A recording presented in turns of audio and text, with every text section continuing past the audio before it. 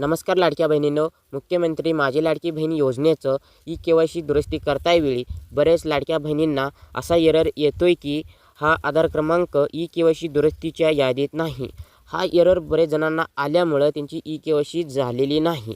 तर हा एरर काय येतोय, हे एरर कशामुळं आल्यानंतर के-वाय-सी आपली होत नाही आहे, हे मी तुम्हाला सविस्तरपणे सांगणार आहे. त्यामुळं व्हिडिओ तुम्ही शेवटपर्यंत पहा. आणि मी राजू बेंद्रे, तुम्ही पाहतात R B tech Marathi YouTube चॅनलवर नवीन आला असाल तर R B tech Marathi YouTube चॅनलला सबस्क्राईब करा आणि बाजूचं बेल आयकॉन ऑन करून ठेवा. कारण अशा सरकारी महत्त्वाच्या लाडकी बहीण योजनेचे नवीन अपडेट्स आपल्या चॅनलवरती तुम्हाला लवकरात लवकर पाहायला मिळतील. चला तर मग व्हिडिओला सुरुवात करूया. लाडक्या बहिणींनो, तुम्ही मुख्यमंत्री माझी लाडकी बहीण ह्या ऑफिशियल वेबसाईटवरती आल्यानंतर लाडकीबहीण.महाराष्ट्र.gov.in ऑफिशियल वेबसाईटवरती आल्यानंतर तुम्हाला आधार नंबर टाकून कॅप्चा टाकून मी सहमत आहे याच्यावरती टिक करून OTP पाठवा याच्यावरती क्लिक केल्यानंतर तुम्हाला असा एरर पाहायला येत असेल. पाहिजे मी आता तुम्हाला लावलेलं आहे स्क्रीनवरती. असं जर एरर काय येतोय तर पहिलं प्रश्न आहे, याचं कारण आहे की पहिला कारण तुम्हाला मी इथं समजून सांगतो, नीट लक्ष देऊन पहा. ह्या पोर्टलला ई-के-वाय-सी पूर्वी नवीन ई-के-वाय-सी करण्याची सुविधा देण्यात आलेली होती.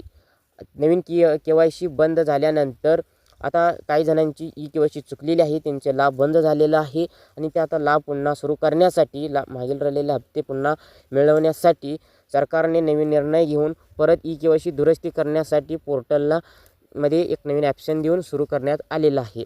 आणि त्यामध्ये त्यांनी यादी तयार करून ऑनलाईनच त्याला यादीत जोडलेले आहे. आता पहा इथं हा यादीत नाव नाही आहे, चुकीच्या या दुरुस्ती यादीत नाव नाही असं सांगतं, के-वाय-सी दुरुस्ती यादीत नाव नाही असं सांगते. तर ई-के-वाय-सी ज्यांची चुकलेली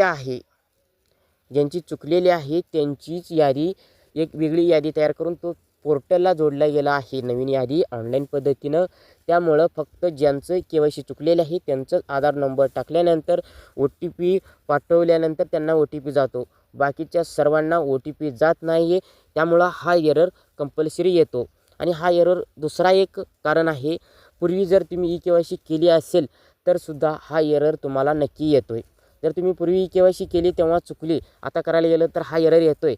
तर तुमची आणखीन काहीतरी समस्या असू शकतं की बँक खातं आधारला लिंक नसणं, एकापेक्षा अधिक लाभ घरामधील लाभ घेणं, व्यक्ती लाभ घेणं किंवा इन्कम टॅक्स किंवा कोणी पेन्शन घेणं, सरकारी नोकरदार असेल किंवा चारचाकी वाहन असेल तर असा नक्की त्यांना सुद्धा एरर येतो. तर पूर्वी के-वाय-सी केली नाही, आता के-वाय-सी करायला गेल्यानंतर सुद्धा तुम्हाला असं एरर येतो आहे बरं का, हे सुद्धा लक्षात ठेवा. नवीन के-वाय-सी होत नाही आहेत, हे लाडक्या बहिणींनी लक्षात घ्यावे.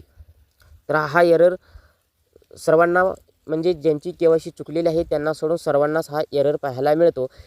हा एरर आल्यानंतर तुम्हाला कुठेही काही करायची गरज नाही आहे. तुम्हाला पूर्वी लाभ मिळाला असेल तर आता चेक केल्यानंतर स्टेटस असं आलं तर तुम्हाला इथून पुढे सुद्धा लाभ मिळणार आहे. पूर्वी ज्यांनी के-वाय-सी केलेली आहे त्यांना परत ह्या पोर्टलवरती आधार नंबर टाकून चेक केल्यानंतर असा एरर आला, हा आधार क्रमांक ई-के-वाय-सी दुरुस्तीच्या यादीत नाही, तर तुम्हाला लाभ तसेच पुढे मिळत राहील. अंगणवाडी सेविकाकडे जर माहिती गोळा करणं सुरू असेल तर तिथंसुद्धा तुम्ही तुमची माहिती त्यांनी काय मागितली ते तुम्ही तिथं देऊ शकता.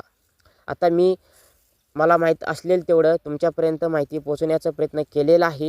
व्हिडिओ कसं वाटला नक्की कमेंटमध्ये सांगा. व्हिडिओला लाईक करा, काही प्रश्न असतील तर कमेंटमध्ये विचारा आणि आपण नक्कीच उत्तरं देऊ. R B tech Marathi YouTube चॅनलला अजून सबस्क्राईब केलं नसेल तर सबस्क्राईब करून बाजूचं बेल आयकॉन ऑन करून ठेवा. आणि जास्तीत जास्त इतर लाडक्या बहिणींपर्यंत हा व्हिडिओ शेअर करा. महत्त्वाचा व्हिडिओ इथंच संपतो. नवीन माहितीचं नवीन व्हिडिओचं परत तुम्हाला मी भेटतो. तोपर्यंत जय हिंद, जय महाराष्ट्र, धन्यवाद.